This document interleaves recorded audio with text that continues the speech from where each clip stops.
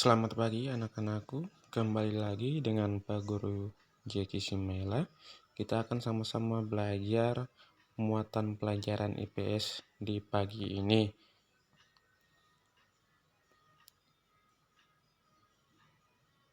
Kita akan belajar pada tema kedua, selalu berhemat energi, kompetensi dasar 3.1, 4.1 pada subtemanya yang ketiga. Kenampakan alam dan manfaatnya di lingkungan sekitar. Alangkah indahnya alam negeri kita Indonesia. Bagaimanakah kenampakan alam di kabupaten atau kota tempat tinggal kalian? Apakah yang kalian ketahui tentang kenampakan alam? Kenampakan alam adalah segala sesuatu yang ada di alam dan terbentuk oleh peristiwa alam. Kenampakan alami yang dapat kita lihat adalah yang ada di permukaan bumi. Permukaan bumi terdiri atas daratan dan perairan. Di bagian daratan terdapat berbagai macam bentangan alam, antara lain gunung, pegunungan, sungai, danau, dataran rendah, dataran tinggi, dan pantai. Sedangkan bentangan alam di bagian perairan berupa selat, laut, dan samudra. Secara umum, manfaat kenampakan alam adalah sebagai berikut. 1. Gunung. Gunung ada dua macam, yaitu gunung berapi dan gunung tidak berapi, atau gunung mati. Gunung berapi terbentuk oleh lapisan material yang keluar dari perut bumi. Gunung berapi yang masih hidup atau aktif, gejala yang tampak adalah timbulnya ledakan atau letusan. Kegiatan gunung berapi diawasi oleh jawatan geologi. Jawatan ini memiliki alat pencatat gempa bumi yang disebut seismograf.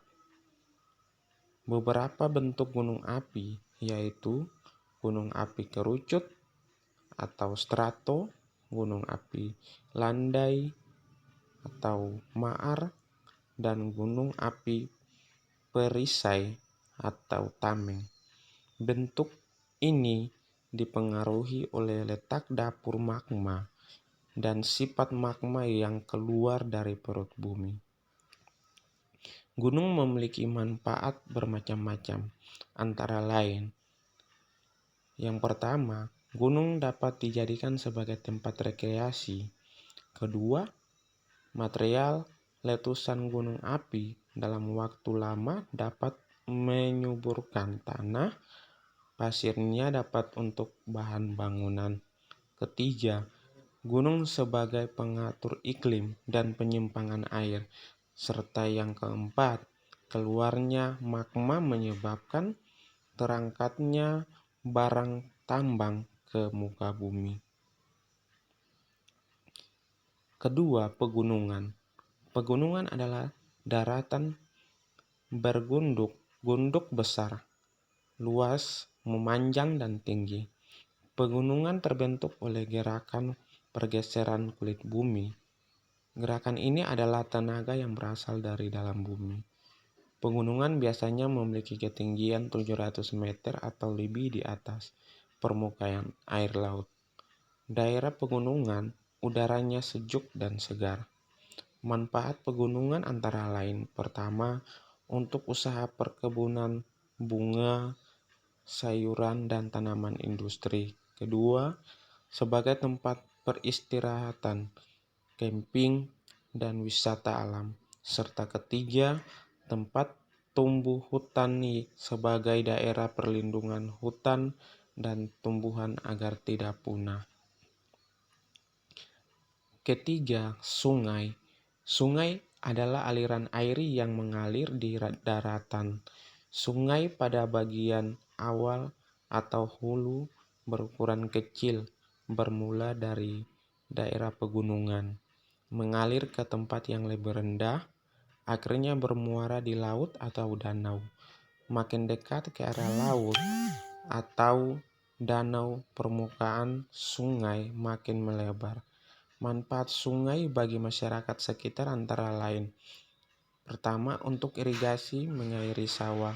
Kedua, tempat memelihara ikan dengan menggunakan keramba. 4.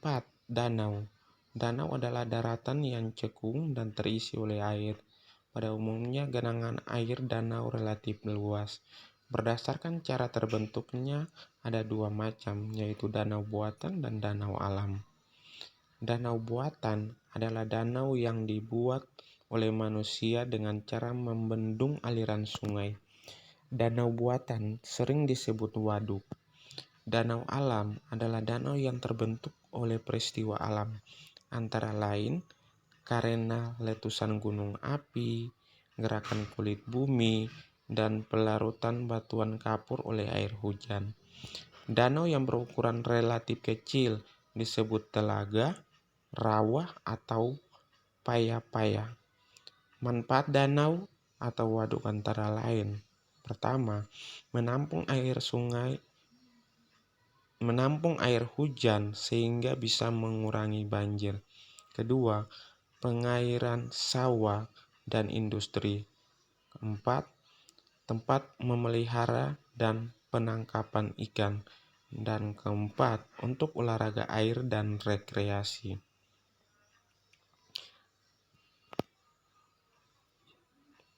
Kelima, dataran rendah.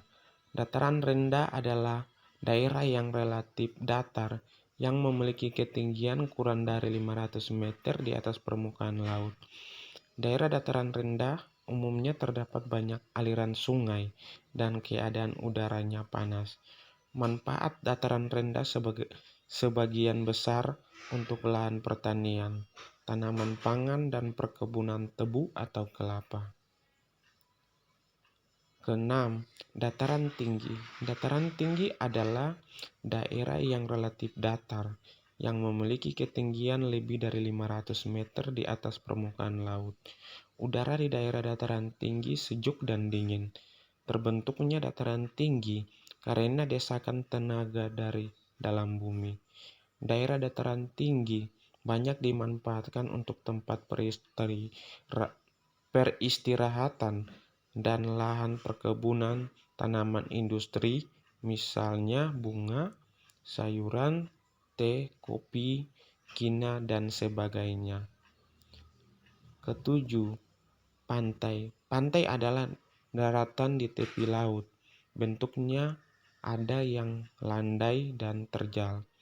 Pantai terbentuk antara lain karena mendapatkan pengaruh gerakan air laut seperti gelombang, pasang, dan arus.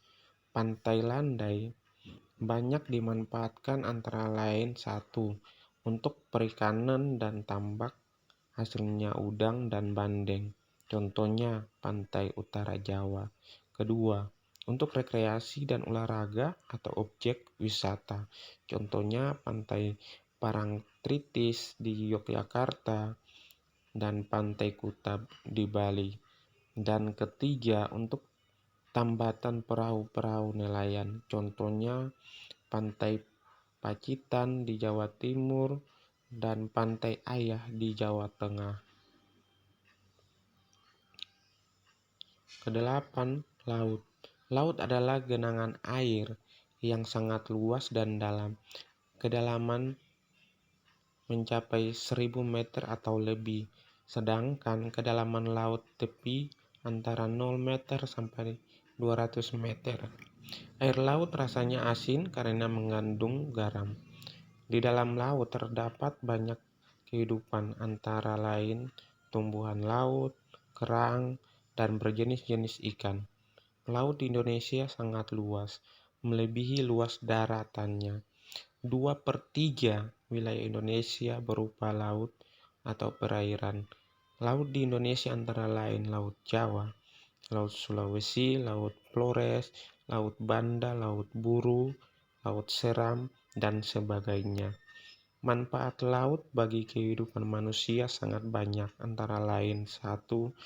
Laut merupakan penyumbang terjadinya hujan dan pengatur iklim. 2.